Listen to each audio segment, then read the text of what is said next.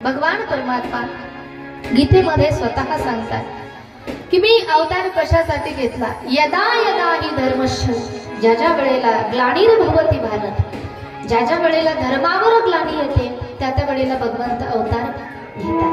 अगदी याच श्लोकाचे ट्रान्सलेशन तुलसीदासजी आपल्या रामचरितमानसामध्ये करत आहेत की जब जब होई धर्म की हानि, जब जब होई धर्म की हानि,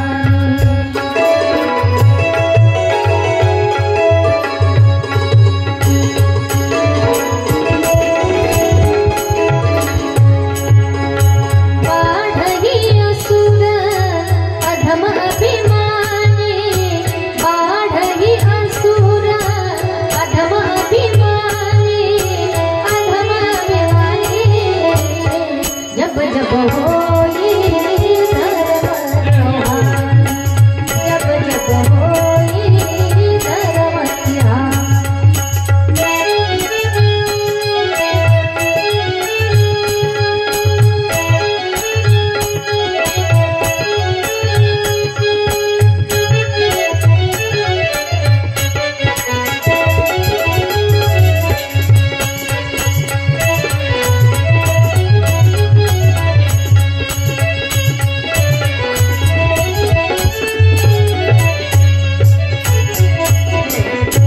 ज्याच्या वेळेला धर्माची हानी होते की जब जब होई धर्म की हानी, बाढ़ही असुर अधम अभिमानी, तब तब धरी प्रभु विविध शरीरा, हरही कृपानिधी सज्जन पीरा। त्या त्यावेळी भगवान परमात्मा वेगवेगळ्या रूपामध्ये अवतार घेत असतात। भगवंत परमात्मा भगवान परमात्मा अवतार का घेतात याही प्रश्नाचं उत्तर दिलं। पुढे प्रश्न आहे की भगवंताचे अवतार किती आहेत। संत महात्मे सांगतात की भगवंताचे 10 अवतार आहेत। भागवत कथेमध्ये भगवंताच्या 24 अवताराचं वर्णन आहे। 24 अवतार आहेत भगवंताचे। तसे तर भगवान परमात्म्याचे अनंत अवतार आहेत। किती आहेत भगवंताचे अवतार? रोज सकाळी आपण काकड्यामध्ये पाहतो ना, अनंत अवतार घेसी भक्ता कारणे, घेसी भक्ता कारणे, कणवाळू कृपाळू, कणवाळू कृपाळू जरा लागी ओढणे। अवतार घेसी भक्ता कारणे, घेसी भक्ता कारणे, कणवाळू कृपाळू, कणवाळू कृपाळू जरा लागी ओढणे। अनंत अवतार भगवान परमात्म्याचे आहेत। त्यामध्ये भागवतामध्ये 24 अवताराचं वर्णन आहे आणि वेद व्यास हे भगवंताचाच एक अवतार आहे।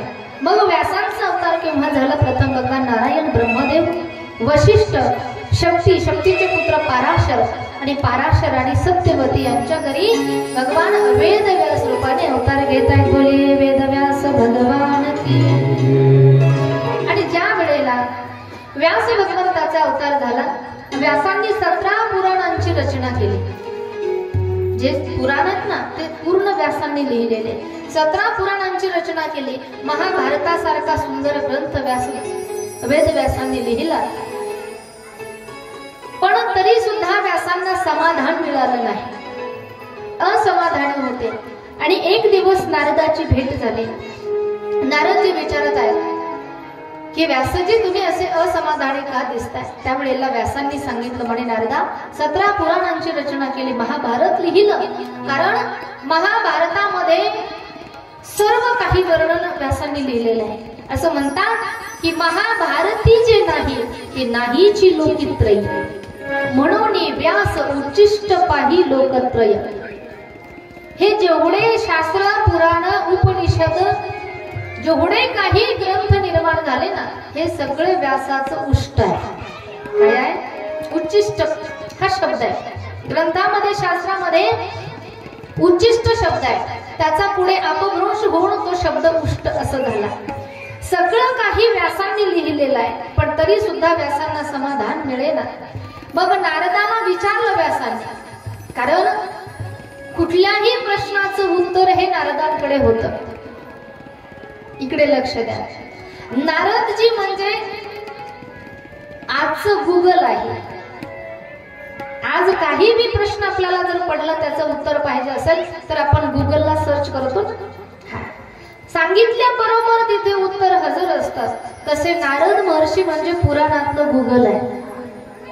कोणालाही देवाला काही प्रश्न पडला तरी नारदांना विचारत होते आणि राक्षसांनाही काही विचारायचा प्रश्न पडला तरी ते नारदांना विचारत होते. जेव्हा नारदांना विचारलं व्यासदेवाने की मला समाधान लाभत नाहीये, तेव्हा नारदाने सांगितलं की समाधान हे नीतीचा विषय नाहीये. महाभारत ग्रंथ तुम्ही लिहिला ते नीतीशास्त्र आहे. मग समाधान हा नीतीचा विषय नाही तर समाधान हा प्रीतीचा विषय, प्रेमाचा विषय. मग भगवंताच्या प्रेम लीलांचं वर्णन, बाललीलांचं वर्णन तुम्ही करा, तुम्ही ऐका. नारदजी स्वतःचा अनुभव सांगतात की मी एवढा समाधानी का असतो, कारण मी भगवंताच्या बाललीलांचं, प्रेमलीलांचं वर्णन ऐकलेलं आहे. मग नारदजी आपल्या पूर्वजन्माची कथा व्यास भगवंताला सांगतात की पूर्वी मी दाशीचा पुत्र होतो. काही साधू महात्मे सत्संगासाठी आले, मी तो सत्संग श्रवण केला. माझी आई ब्राह्मणाच्या घरची दाशी होती, लक्ष देऊ नये का.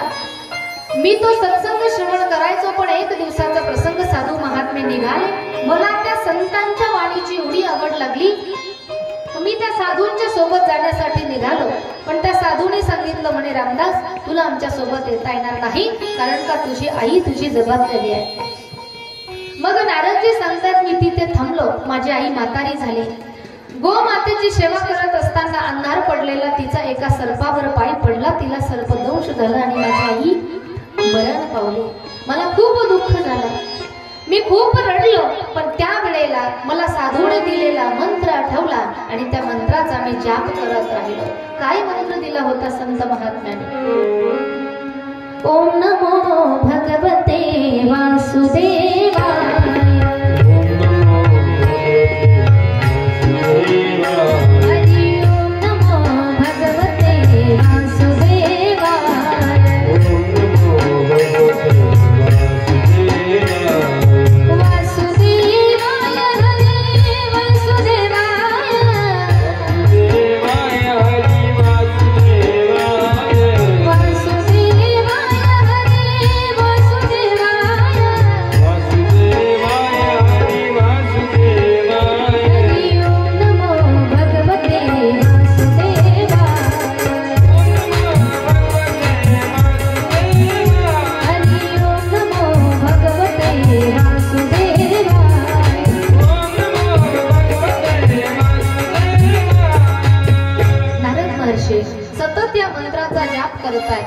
अरण्यामध्ये निघून जात आहे, सतत भगवंताचं नामस्मरण करत आहेत. भगवान परमात्म्याने दर्शन दिलं आणि वरदान दिलं की रामदास या जन्मामध्ये तू माझं खूप भजन केलंस, माझं वरदान आहे, माझा आशीर्वाद आहे तुला की पुढचाही जन्म तुला नारदा ब्रह्मदेवाच्या मुखातून तुझी उत्पत्ती होईल, ब्रह्मदेवाचा मानसपुत्र म्हणून तुला पुन्हा जन्म मिळेल आणि त्याही जन्मामध्ये वेळोवेळी तुला माझं दर्शन होईल.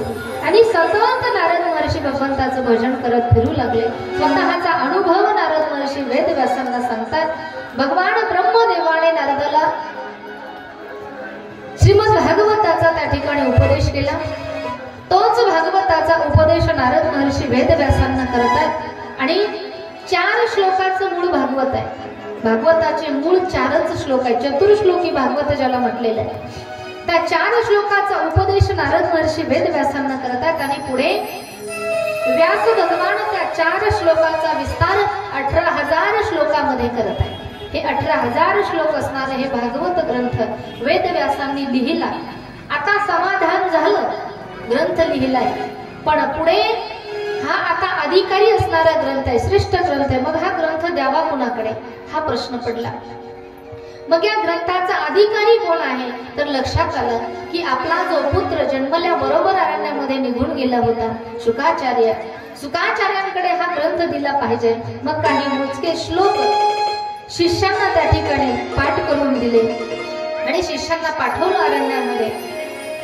ते शिष्य त्या श्लोकाचं गायन करू लागले की ज्या श्लोकामध्ये भगवंताच्या सौंदर्याचं वर्णन आहे की बरहा पीडम नटवर वपू किरणय कर्णिकारं विप्रदवास कनक कपिशं वैजयन्तीं च माला रन्ध्रारवीण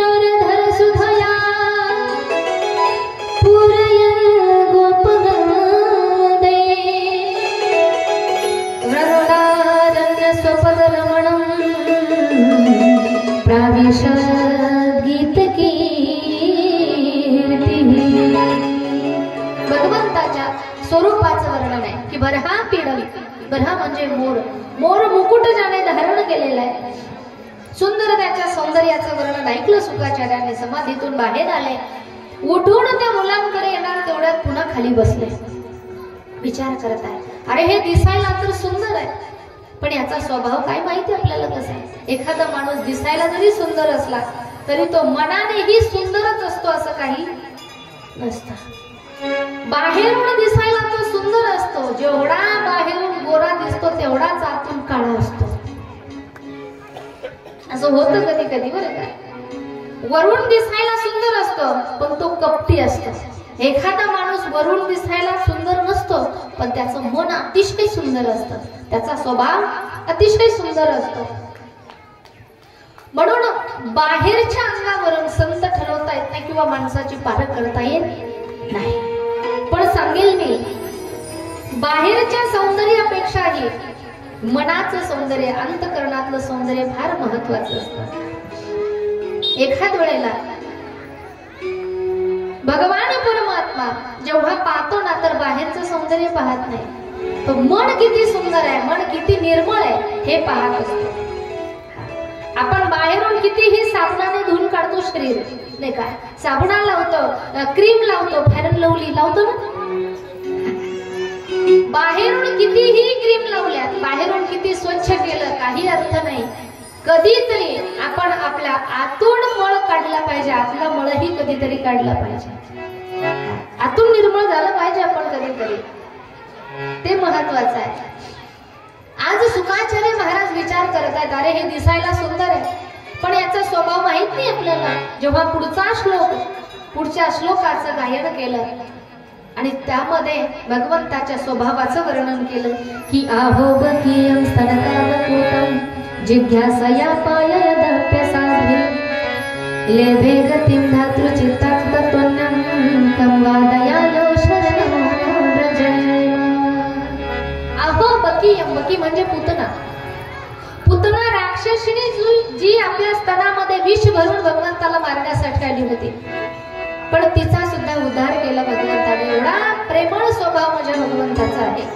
हा श्लोक ऐकल्यानंतर शुकाचार्य महाराज समाधीतून बाहेर आले आणि बाहेर येऊन त्या ठिकाणी त्या मुलांना विचारतात की आणखी काही श्लोक सांगा. त्या शिष्यांनी सांगितलं आणखी श्लोक ऐकायचे का. मग तुम्ही आमच्या गुरुजींच्याकडे काय चला म्हणे. आमच्या गुरुजींना 18,000 श्लोक येतात. मग शुकाचार्य महाराज त्या शिष्यांबरोबर आश्रमामध्ये येतात. आश्रमामध्ये आल्यानंतर ज्या वेळेला हा बाहेरचा आवाज कमी करा, बाहेरचा आपल्याला नकोय, हा साऊंडचा आवाज द्या. ज्या वेळेला पहिला होता तसंच करा, बाहेरचा वाढवा पण हा सुद्धा द्या.